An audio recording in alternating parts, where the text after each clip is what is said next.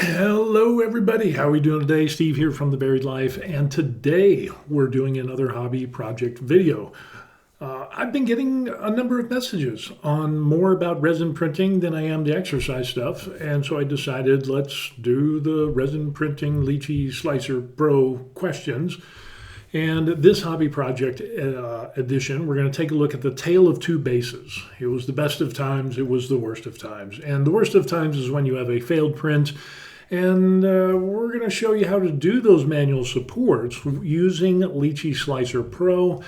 And another important question, how long does it take to do manual supports versus doing support projections and painting on supports to kind of lessen the amount of time supporting the base. So let's just get right down to it.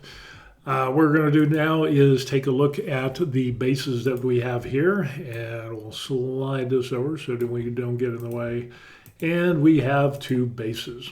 I think I got these off of Colts 3D, but again, with anything, you can use free, you can use paid versions of bases, and oftentimes you will find that they come pre-supported or unsupported. Well, with this one here, it came supported. I took the supports off to kind of give you an example of this, of what we're going to be doing.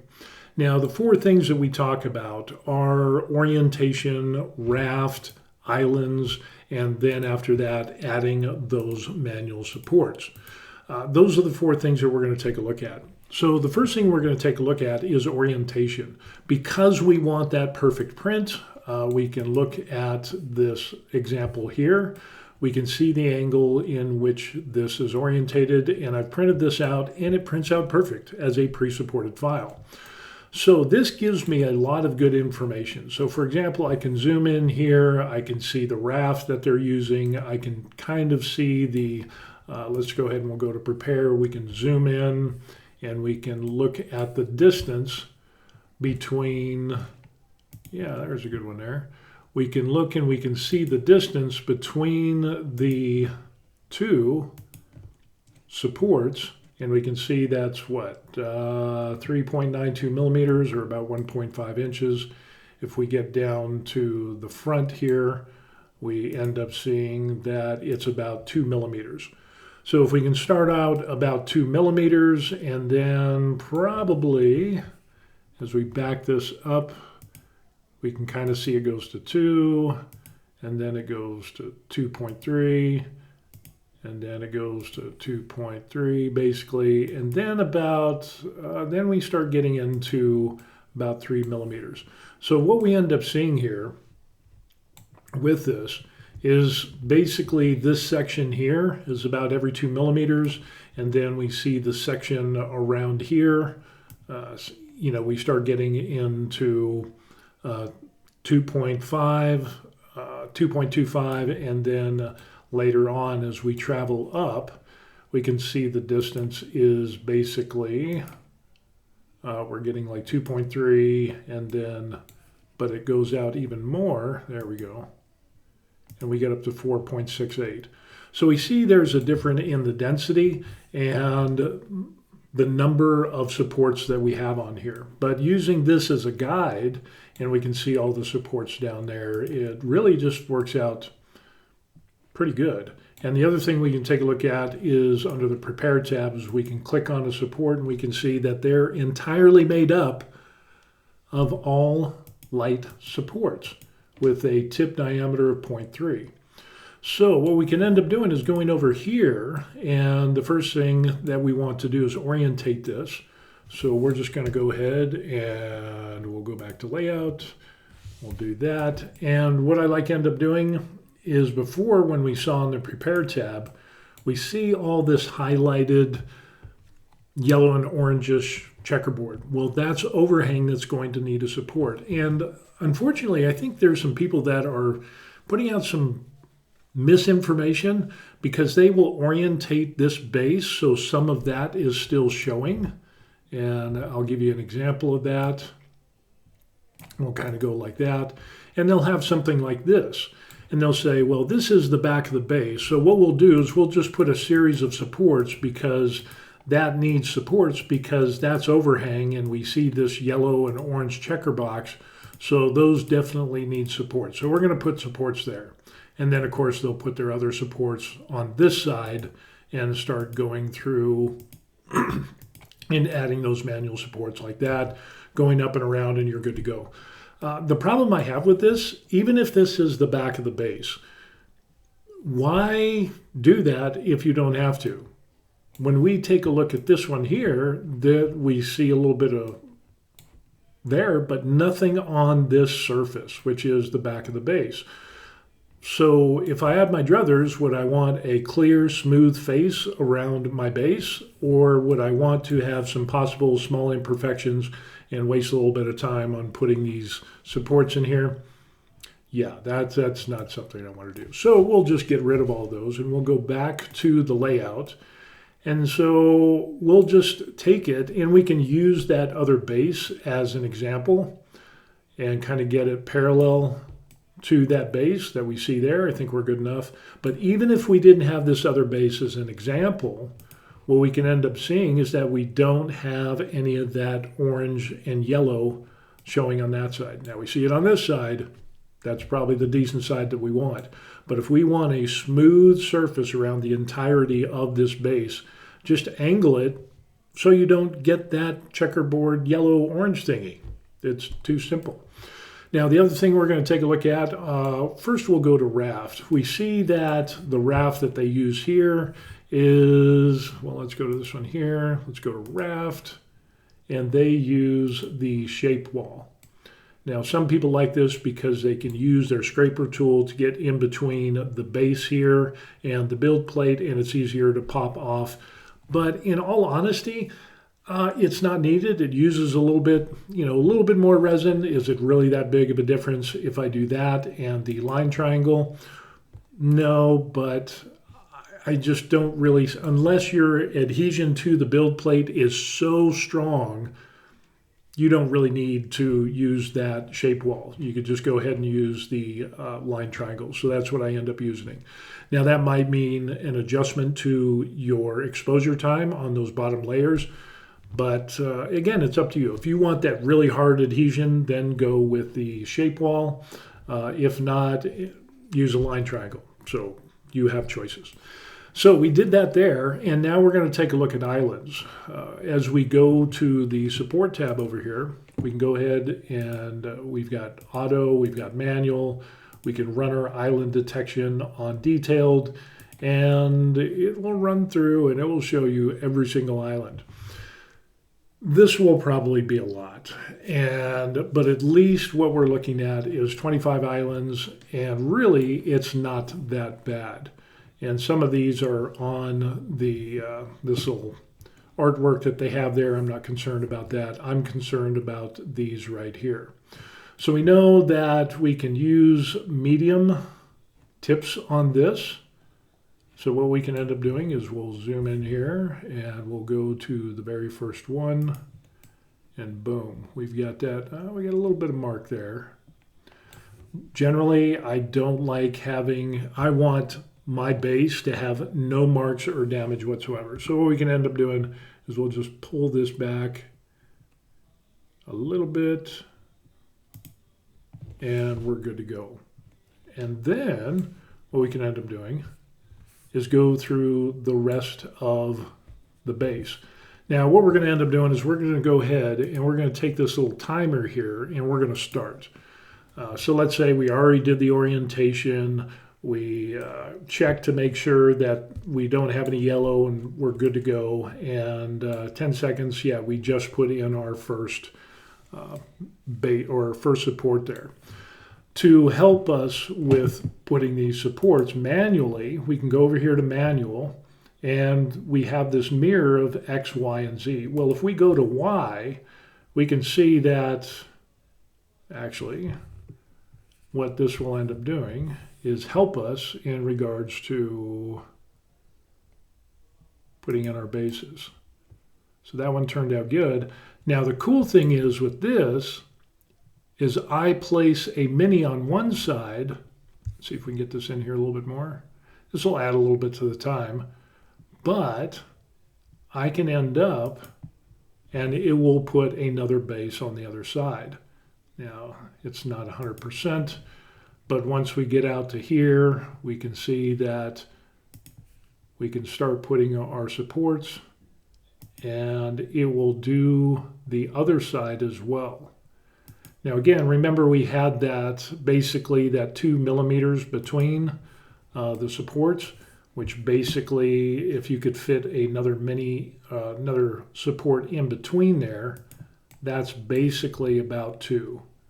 So we're looking pretty decent on this. And so about right there. And you just kind of eyeball it, go around,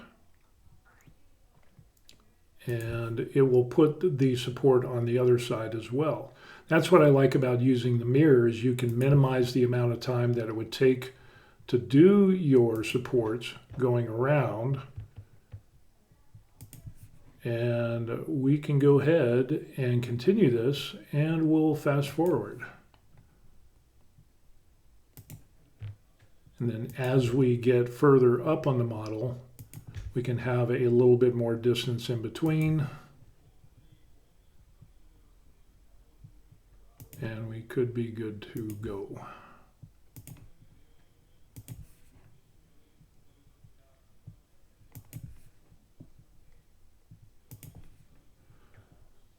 This is a great way to do the supports on your base and be able to get all of those. We can see they're propagating on that side as well. Let me see if I can get it to where you can see where it actually does it on that other side as well. There you go. So yeah, this ends up working out pretty good. And it's a great way to do your bases. And you can see where there's a little bit of a divot there. Again, we don't want a divot on our base.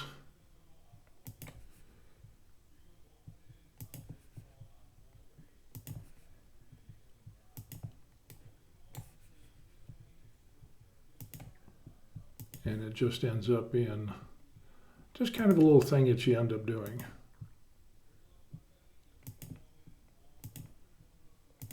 And we're good to go. So yeah, we did our first row. And we're good to go there. And a great way is to continue using this Y here, and we can continue doing our other side as well, doing our second row.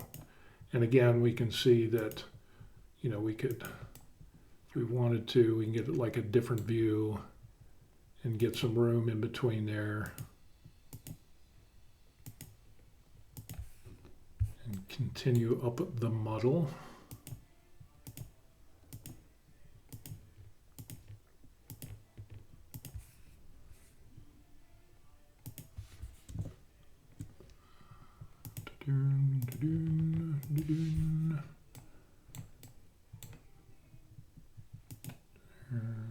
And some of these will end up having a third row, which I'm not averse to doing, because I've seen examples on other bases, so that's entirely okay.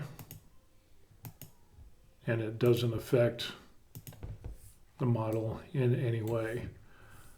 So if we go back and we take a look at that, we can see that here, basically they kind of got 1, 2, 3. They're just kind of sparsed out a little bit differently, but we could just go through. We could zoom in and just kind of put some here. And again, kind of keeping our distance. And we should be good to go. Let's see if we can angle this a little bit. Bam, bam, bam. Ba-da-da-ba-bam, ba-bam, ba-bam, ba-bam, ba-bam. And boom, we're good. So we've got our 3 rows there, and now what we can end up doing is start to put the supports in line here. We're currently at, where are we at on this? We're at 5 minutes and 48 seconds. So we're doing good on that. So now we're going to go ahead and we're going to take that off, and we're going to use a little bit of trickery to get this done. So we want to fill this up kind of like what we see here. So what we can end up doing is putting some rows of supports. And so for example, I could go here, hit the shift button, and we can see the interval down here on support painting. We can make it as big or as small as we want. And if we end up just doing like, let's just say 2.3, and I hold the shift, boom, I've got supports that are 2.3 in between. Now you do the same thing here.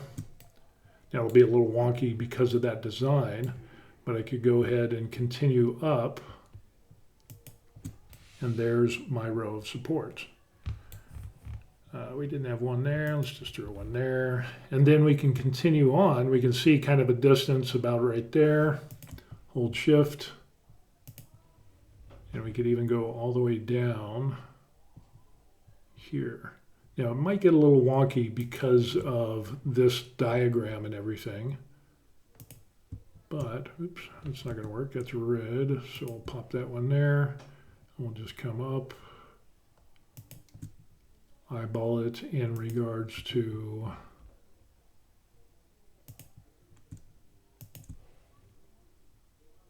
the distance between. See how it kind of did that weird wonky thing? You'll get that sometimes, especially if it's got something on the base of it. But we'll just deal with it.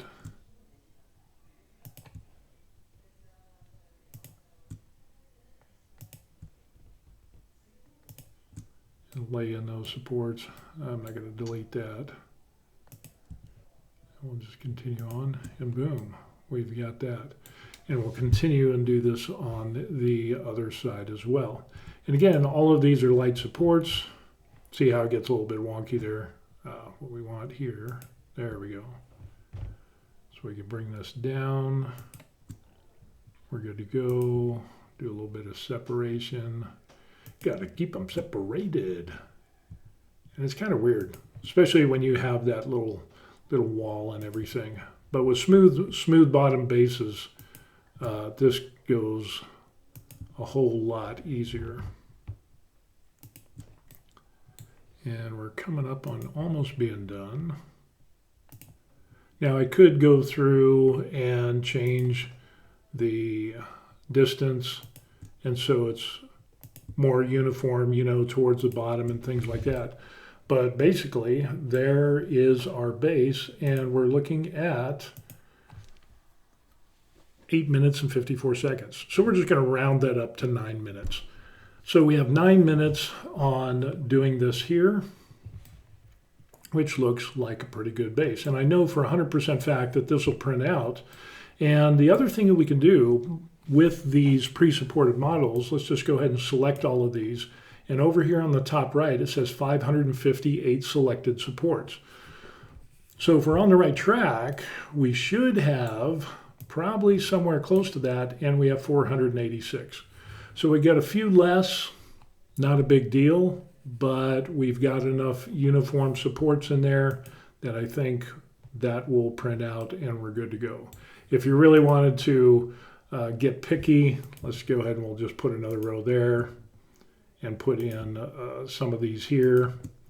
And now with this information, how many supports do we have? 507.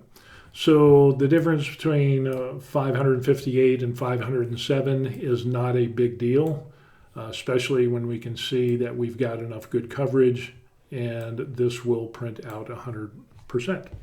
With that, it takes 9 minutes. 9 minutes to do that. So what we're going to end up doing now, and that is we've got our line support or line triangle. Now what we're going to end up doing is we're going to go through, and since we paused at basically 9 minutes, we'll start this over and we'll clear all these out, and I'll show you a way in which we could add these supports in a lot quicker fashion, and hopefully we'll get it done before 9 minutes. So with that being said, let's go ahead and hit the timer, hit go.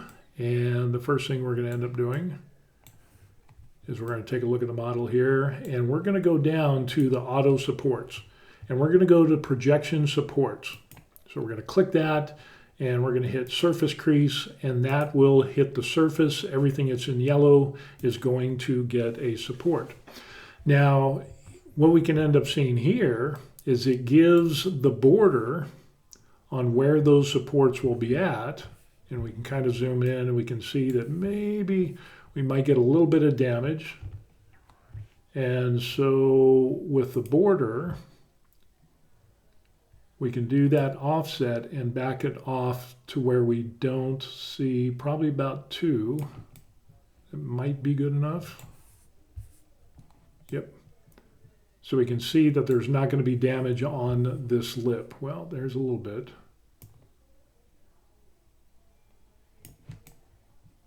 I think we should be good with that. Interval, offset. Let's continue the offset.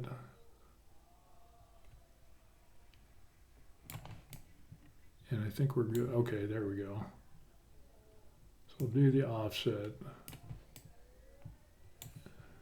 This always gets me a little 4, 3. 0.3, I think we're good. Yeah, we don't see any damage on, well, there's one. Let's go ahead and back that off. We'll go to 4, and we should be good to go. I think that's good for government work.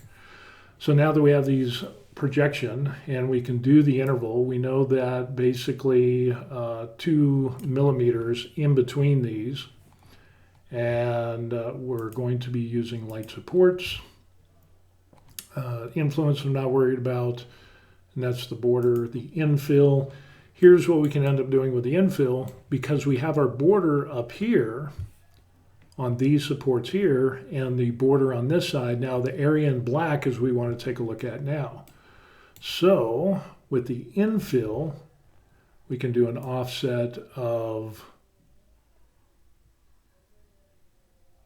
let's see, what did we want? We wanted like 2 millimeters. 1.9, that's good enough. And we have some choice of doing grid, or we can end up doing concentric, which would look kind of weird, and then we could end up having random. But we want that, or do I got this mixed up? There we go.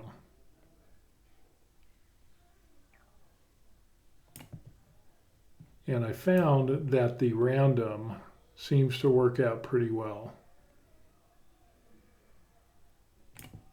The other one ends up being grid, which it kind of sparsely puts it in. And if you do concentric, it just ends up, oh, that's not bad either. Okay, let's run with concentric, and we'll do an interval of basically 2. That works. So we'll add those 277 supports, and yeah. So basically what we end up with is a row of 4, which isn't bad. They're light supports, but we saved a lot of time by doing that. Now, the other thing we could end up doing is doing the support projection again. We'll click these surfaces here, and we'll do some of these. Not that that really matters, but just to get the majority, and we should be good. So now we can do our support projection in the same way. We've got our global, concentric, or you could end up doing grid for the inside, and interval is 0.2 millimeters. We could end up even taking that to 2.3, 2.2. I think that's a good thing right there. And we'll add those 519 supports, and boom, there it is. We already have a raft. We're good to go, and that took us 4 minutes and 41 seconds. So yeah, between 9 and 5 minutes, close. We can save a little bit of time by doing that projection support and painting on the areas of where we want to add those supports. And again, what we end up with is not bad. We've got a number of supports. Let's see, how many do we have? 780 versus the 558. But still, with all of these being mini or light supports, I think that would print out really well, because on this one here, they're all light supports as well. So the difference between the two, the tale of two bases, and ends up being basically a difference between basically 5 minutes and 9 minutes. So we're saving a few minutes, and you can print out an unsupported base. We know how to do that by doing the rotation so that we don't get that yellow and orange checkerboard on the face of the base. Because we have that, we have to put some minis, and that can cause some damage. So just rotate it enough so you don't get that checkerboard pattern. So yeah, that's a way that you're going to end up doing that. Save yourself a little bit of time, and between doing manual or assisted auto supports, and maybe that's something we need to take a look at. Maybe just this little bonus question. So let's say we're going to do this, and we'll select our base here. We already got rid of all the supports there. Now, if we go to auto supports, let's just hit auto supports and see what happens. I'm just kind of curious to see how Lycher has 237 supports. Some were not placed due, 18 islands, so on and so forth. Yeah, I would not. Let's back that off. Maybe we can go to Ultra as regards to support density, and we'll generate auto supports using light supports. And what do we got? Bracings 576, but that's a hot mess. And we can see some of the distances here. I don't know if you would end up getting, and again, we got some things here that they even threw supports, even though there isn't an overhang or that yellow and orange checkerboard. So I don't even know why it threw those on there. But yeah, that looks like a hot mess. That looks like something a kindergartner would do. I mean, compared to that or what we did before. Yeah. Yeah. I mean, just huge difference. I mean, there's more uniformity. We know that this is going to print out because it's similar to what we end up seeing here. And that's how you do your bases and save time. So even though Lycher has automatic supports, has some generate only on island, generate automatic internal supports, which is good if you have hollowed supports on the ground only. Yeah, I just don't see the auto support feature being something that is something where kind of like the microwave technology that we have today, where you would actually put something in, hit the button, ding, it's done, and out pops your supported base. I don't think the automated feature on any slicing program is there yet. But there's hope. There is hope. And what I think, the best thing is when you get to that projection support and being able to, that's the next best thing, because you can go through, check all the different places on where you want those supports to go. You can do the preview like we end up seeing here, and you can set the infill, you can set the borders, the distance between, the support types, offsets, intervals. I mean, you could print the infill if you want, or you could, turn it off and not have any on the infill for that. I mean, there's just so many different options that you can use. So I think this support preview is a lot better, or the projection supports. They ought to say support projection tool. Start support projection, then projection supports. But I don't know. I like support projection tool. Lycher, you need to change that. But yeah, I mean, that works out really well, and I know that would print out 100%, because I have actually done that with similar models like this that have a supported base and an unsupported, and I did my own supports manually. I did it using the projection supports. Boom, prints out 100% every time. I've never had any deformation since I've started doing this and doing some practice. I've never had it where it's like stuff coming off or it ends up looking like an oblong egg-shaped base. That was before, when I did my own manual supports, before I understood, use the pre-supported base as a guide, as a teaching tool, and say, oh, okay, what type of raft did they use? What type of orientation? Raft, islands, what type of supports? What was the distance between the supports?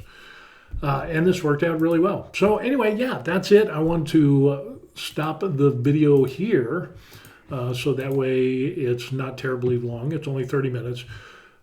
With your experience, does this help? And if you're a newbie like I was, I would have loved to have seen a video like this that shows me how to do it, why you angle it at the angle that you do so you don't have to ruin the surface of that base, whether it's the front, back, middle, or in between. Let's just have it look nice all the way around. That makes more sense, and that's what we ended up seeing here. We went through manual supports, and then we went through the support projection, or the projection support thingy that Lycher Pro has, and that is an awesome tool that saved us, about 5 minutes, 4 minutes, somewhere around there. Time is money. Time is money. So, do you think this is helpful? If you do, put a like onto the video, and feel free to subscribe, and hopefully you can join the channel and I'll learn some more things and I'll share that with you. And if you've got something to share with me, put that in the comment section as well. I would really appreciate that. I love the resin printing community because everybody is so helpful in kind of lessening the learning curve for the newbies like me. I'm King Noob, so I need all the help I can get. All right, so that's going to be it. We'll see you on the next video. Peace. Support projection.